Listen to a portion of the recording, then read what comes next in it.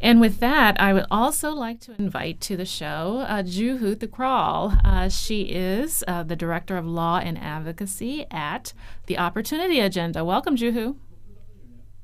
Juhu? Hey. Hi, how are you? Good. How are you doing? I'm well. In the interest of full disclosure, Juhu and I have also worked together in the past, and she is a phenomenal advocate on everything from comprehensive immigration reform to housing to violence against women. So you are, basically you do many policy issues, correct? Yes. All right. So can you tell us the status of comprehensive immigration reform? It seemed like it had a lot of legs coming out of the elections, but it seems like we're in a stall right now. Yeah, the idea of having a real change right now to our federal immigration policy is something that's been brewing for a while, for a number of years, and, I think finally President Obama has decided that this is the year to do it. But there's also any number of other issues on his plate and that Congress is focusing on. And the movement and advocacy around immigration, though, is very determined, and I'm very excited and feeling positive that something good will happen this year. The question is going to be, what is this plan really going to look like? And is it going to prioritize a roadmap to citizenship for the folks who are already here in this country working and contributing? And are we going to make sure that we uphold our values and protect the due process rights of all of us here in this country? So what would an ideal bill look like to you? An ideal plan would have, first and foremost, a roadmap to citizenship for the 11 million people who are undocumented right now, most of whom are working and contributing and already really trying to make sure that they are a part of the American mainstream. We also want to make sure that we're looking at issues of family unity. There is a big backlog. I mean, the immigration system has always been something that needed a lot of work in terms of making sure that it ran effectively. And so we want policymakers right now to say this is a chance to speed things up for people who've been waiting in line for a long time.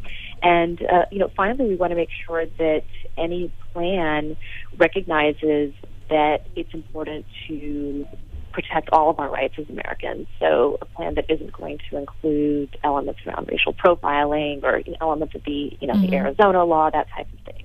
So do you think it'll happen?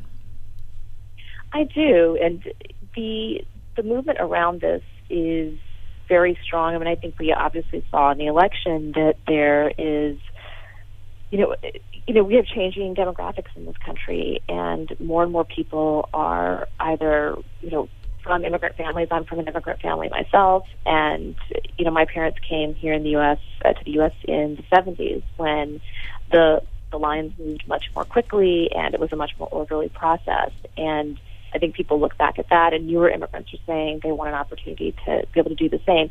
More and more people are recognizing, too, that immigrants are just huge contributors, whether it's acting as entrepreneurs, whether it is the people who come into our homes, work as domestic workers and care for our children, or people who are out in the fields picking the food that we all eat, that there is this huge reliance that we have both culturally and in an economic sense on immigrants.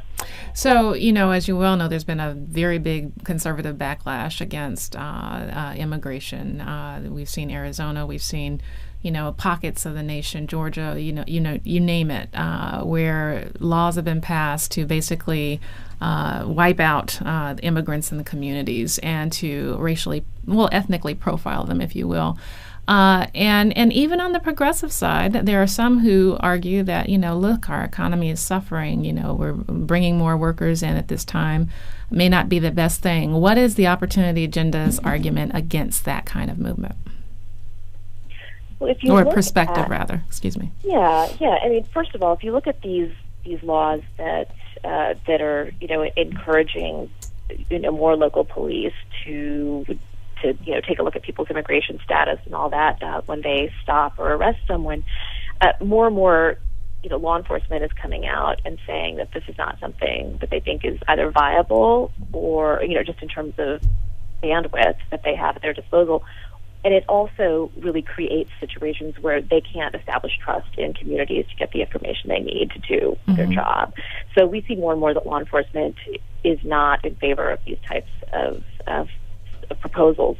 But, more than that, the Supreme Court, ruled this past summer that they wanted very much to make sure that any law that the states pass around immigration, that they are careful not to step on what's considered a federal policy priority, but also not to engage in racial profiling. Okay. So we also see more and more that, our work at the Opportunity Agenda is about capacity building with advocates in the field, and a lot of what we do is work on public opinion research. And we've seen over and over again that Americans want solutions that make sense around immigration, and they look at some of these Arizona-style policies and think, okay, this might make sense, but when they realize more and more that the due process rights are being violated, it's not as attractive. And the more that we can talk about things like a roadmap to citizenship, to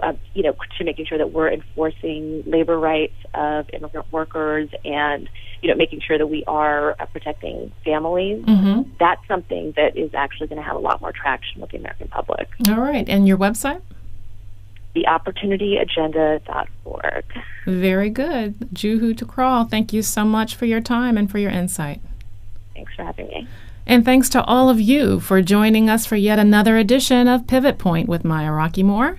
As always, I'd like to give a shout out to my production crew, a team that includes Peter James Callahan, Rich Webster, and Courtney Walters. Finally, I'd like to remind our listening audience to please join us live every Sunday at 3 p.m. Eastern Time on weactradio.com or 1480 AM in Washington, D.C.